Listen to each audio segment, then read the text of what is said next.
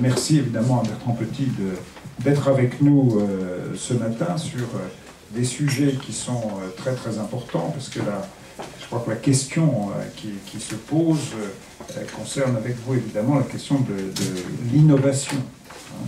La question de l'innovation, et ici, c'est en particulier le cas d'équilibre des énergies, hein, vraiment, nous sommes très très favorables à l'innovation en tant que telle. Et c'est vrai qu'avec l'innovation, il y a de nombreuses questions en fait qui se posent. Alors j'ai essayé d'en réfléchir à quelques-unes. D'abord, comment faire pour que l'innovation s'applique pleinement, hein.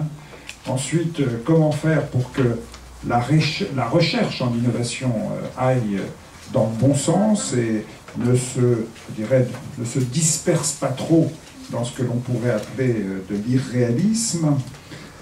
Mais au fond, une innovation n'est-elle pas aussi quelque chose de révolutionnaire en soi, hein, et non envisageable a priori au départ, et qui, au final, répond, sans que forcément ça ait été un souhait exprimé, aux besoins de la population. Hein. Je trouve que ma génération a vécu des choses absolument étonnantes, hein, tout à fait étonnantes dans ce que nous vivons aujourd'hui. Et puis alors, ce qui est vrai, c'est que les iPhones, les iPads et tout, quand on réfléchit depuis combien de temps on les a, on a l'impression qu'on les a depuis une éternité. Alors qu'en réalité, ça fait pas si peu de temps que ça, mais on a changé totalement notre vie, on est dedans et on ne se pose pas la question, quoi. Et ça, c'est quand même assez extraordinaire, parce que ça n'a pas été envisagé.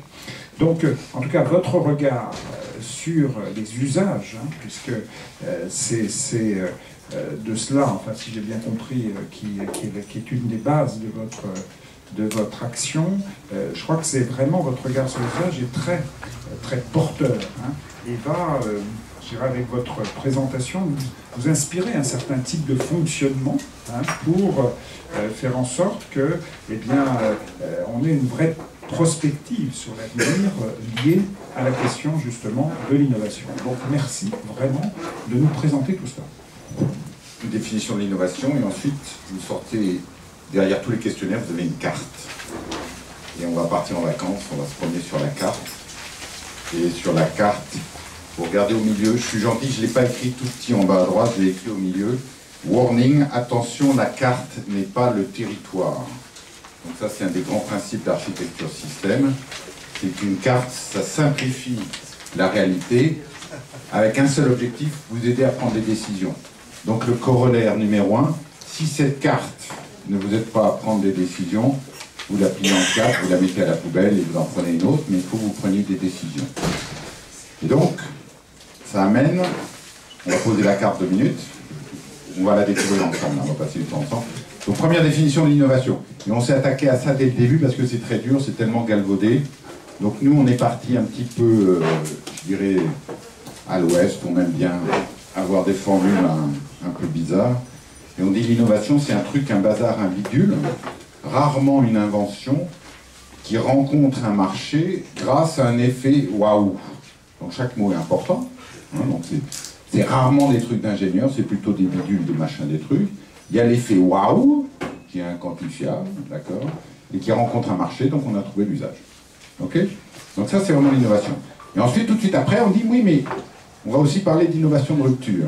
Donc deuxième définition, innovation de rupture, c'est une innovation où l'effet waouh est tellement fort qu'il me fait changer mes usages. J'explique. Waouh, j'ai plus besoin de voiture, il y a Blablacar, il y a Autolib, je n'achète plus de voiture. Ça, c'est waouh. Quand vous passez de la 204 à la 205, à la 206, à la 207, à la 208, il y a de l'innovation, on est d'accord, mais ça se conduit toujours de la même façon, ça s'achète toujours dans un garage, etc., etc. Et donc on arrive à un concept très fort, et là, on va l'expliquer parce que ça choque, c'est Innovation come from the fringe. On y est là, on est sur la carte, vous regardez à 4h30, vous avez le petit bonhomme qui jette un pavé dans la mare. Ok? Donc ça veut dire ça, innovation come from the fringe, c'est-à-dire c'est toujours un acteur venant de la bordure qui fait de l'innovation de rupture. Donc monsieur le DG, oui, depuis que je suis dans les grosses boîtes, il y a écrit innovation sur tous les murs, d'accord? Il n'y a rien de changé, il n'y a rien de nouveau. Mais on va être honnête avec vous, on va vous dire, de l'innovation de rupture, vous n'en avez jamais fait. Alors je m'excuse, à 99% d'entre vous, vous n'en avez jamais fait. Et ça, c'est le premier choc.